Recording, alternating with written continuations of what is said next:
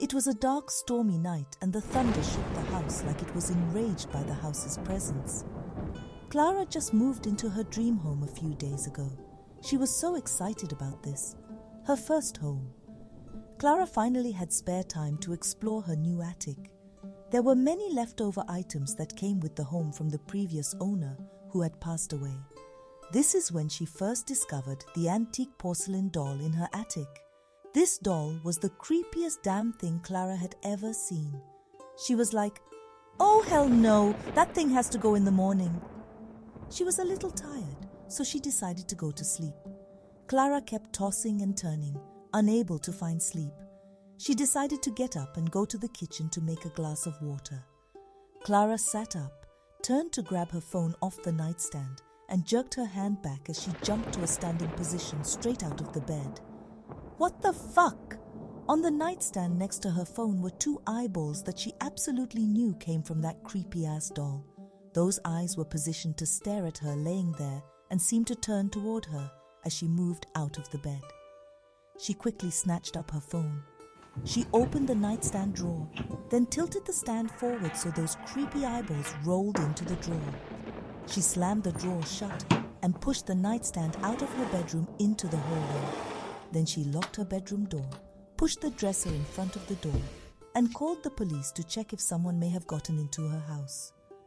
She grabbed the baseball bat she kept at the bedside and checked the rest of the bedroom. Clara felt a little better, but could not shake the eerie feeling of being watched by something sinister. She started to feel a relentless panic flooding her chest and mind. Clara suddenly felt a searing heat slice across both her Achilles' heels as she crumpled to the ground like a structure after demolition charges exploded. She could feel her blood released onto the wooden floor from her bleeding and severed Achilles tendons. She also found herself immobilized. There was a puddle of drool forming where her face found the floor. She fell in a way where she could slightly see these little blood-filled hands doing something near her feet. She caught a quick glimpse of the doll without eyes in its head. Clara wanted to scream, but there was nothing.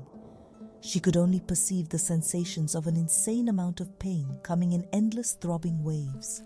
She felt those tiny bloody hands start to push what could only be its sullied eyeballs into the fleshy openings above her heels.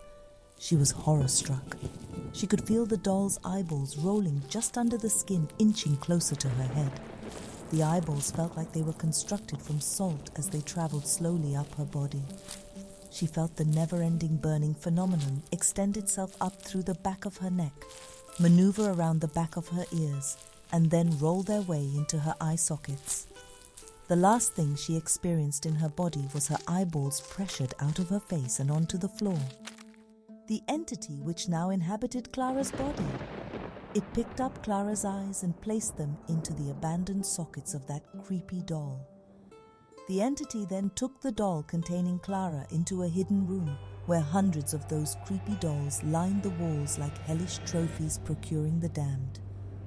Clara felt nothing now. All she could do was look at the dolls across from her and think and think and think.